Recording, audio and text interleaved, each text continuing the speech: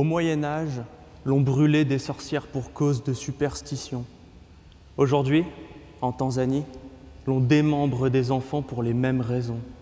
Messieurs les présidents, mesdames et messieurs les membres du jury, mesdames et messieurs, je vais vous parler de l'un de ces enfants.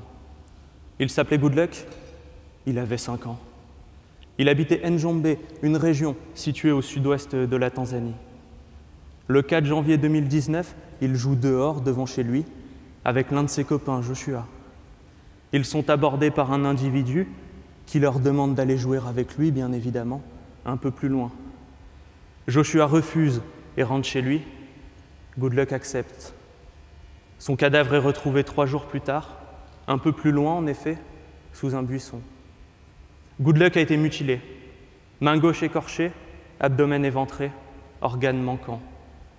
Les autorités ont immédiatement pensé à un crime rituel en lien avec des pratiques de sorcellerie, car c'est en effet l'une des caractéristiques principales de ce genre de meurtre que de moissonner les membres et les organes des victimes. Et il y a un sens à cela, il y a une symbolique rituelle. La peau, par exemple, est utilisée pour confectionner des talismans, des porte-bonheur, ce qui se rattache à la main pour des rituels de bonne fortune. Les organes de l'abdomen, quant à eux, pour des rituels de force ou de vitalité. Et enfin, le fait que les victimes de ce genre de meurtre soient de préférence des enfants et que ces enfants soient vivants au moment des mutilations, eh bien participerait, dit-on, à une plus grande efficacité du rituel, une meilleure convocation des esprits. Good Luck a été sacrifié, cela ne fait pas l'ombre d'un doute. D'ailleurs, l'individu en question a été arrêté et a avoué avoir assassiné Good Luck pour des raisons rituelles. Il l'a avoué, il avait 14 ans au moment des faits. Plus grand, Good Luck voulait devenir docteur. Il ne sera jamais grand. Mesdames et messieurs, je croyais naïvement, que ces superstitions étaient d'un temps révolu. C'est faux, c'est une erreur.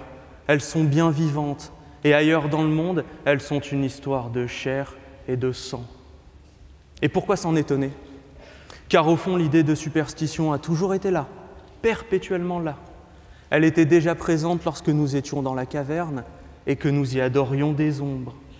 Et puis nous sommes sortis, nous avons vu le soleil, le ciel et les étoiles, nous y avons vu le signe de force divine, que nous n'avons pas pu nous empêcher de croire devoir célébrer par des rites, des rituels et en effet parfois des sacrifices. Et comme tout bon système de croyance, eh bien ces superstitions ont leurs champions. En Tanzanie, ce sont des sorciers, des médecins traditionnels parfois. C'est auprès d'eux que l'on vient implorer des miracles. À cet égard, d'ailleurs, ils se comportent comme nos rois thaumaturges, ces monarques du Moyen-Âge que l'on considérait de droit divin et dont on croyait qu'ils pouvaient guérir nos maux par la grâce d'un simple toucher. Il n'y a jamais vraiment rien de nouveau sous le soleil. Rien ne se perd ni ne se crée jamais vraiment, puisque les dieux marchent toujours parmi les hommes. Et cette fois-là, ce sont ces sorciers qui en sont les apôtres et les prophètes. Je les crains. Je les crains car leur croyance est sanguinaire, là où ma cause a pour seule arme la parole. Ils sont les grandes voix de force divine, là où je ne suis qu'un murmure qui pleure un enfant massacré. Ce qui est arrivé à Good Luck n'est pas un cas isolé. Il s'inscrit dans une série de meurtres rituels perpétrés à Njombe entre décembre 2018 et janvier 2019, ayant fait au moins 10 enfants victimes. En tout, 28 personnes ont été arrêtées pour ces meurtres à travers tout le pays, ainsi que 65 médecins traditionnels pour leurs pratiques plus que douteuses, de leur art.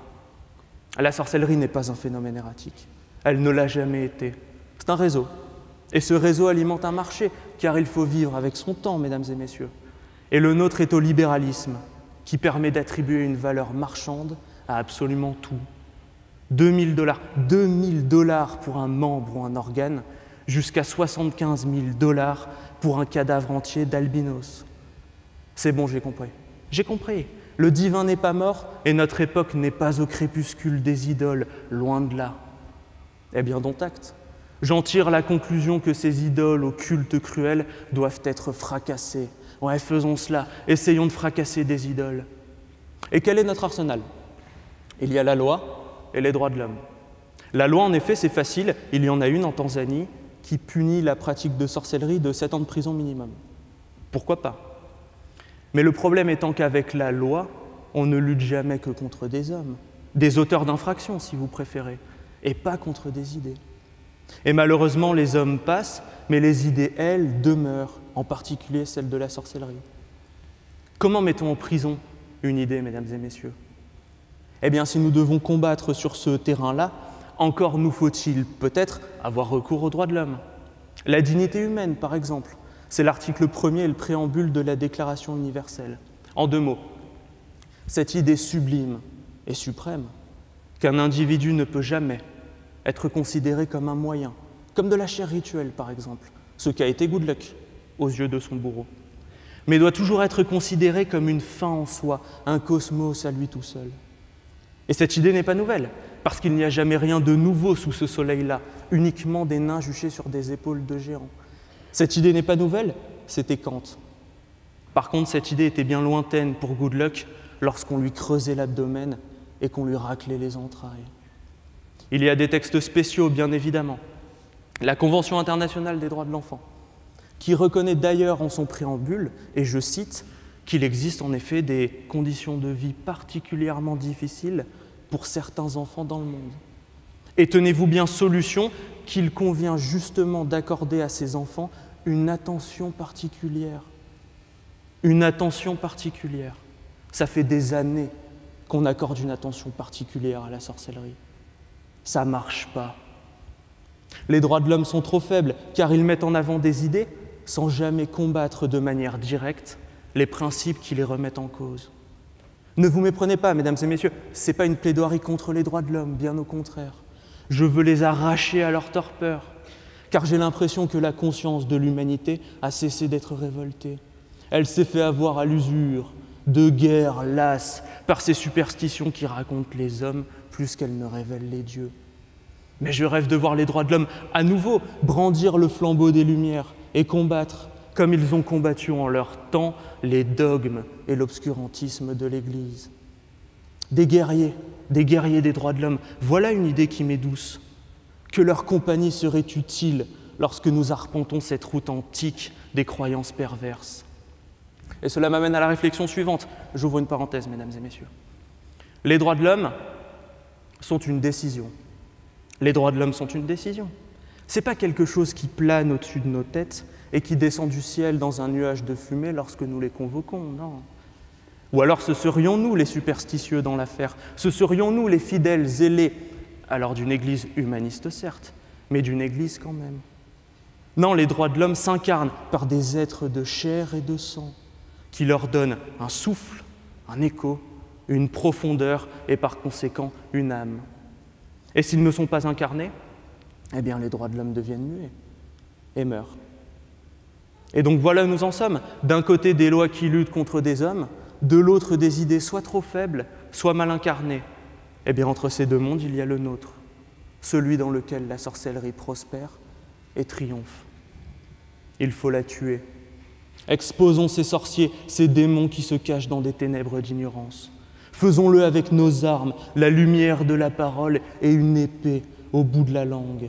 Soyons leur Lucifer, ici, maintenant, et éclairons-les, car ces superstitions nous entravent et nous aliènent. Elles nous plongent dans une nuit de l'esprit. Cette nuit n'a ni lune ni étoile. Elles nous rendent ignorants. Nous ne sommes plus libres, nous ne sommes plus rien, car notre liberté commence là où notre ignorance finit. Voilà comment l'ignorance devient un crime contre l'humanité. Mais ce ne sont que de vaines paroles. Elles ne ramèneront pas Good Luck.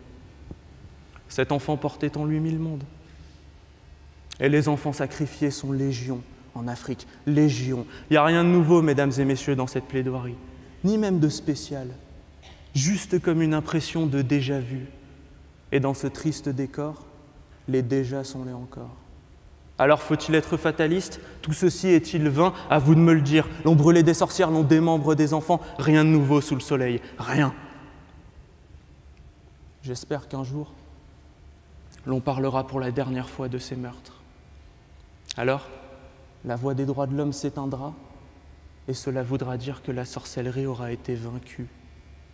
En attendant ce jour heureux, où le silence l'emportera, et où les ombres seront de nouveau chassées par les lumières, que pouvons-nous dire à Good Luck? Si ce n'est « voici les mots, voici les larmes, voici les fleurs, elles sont pour toi, merci ».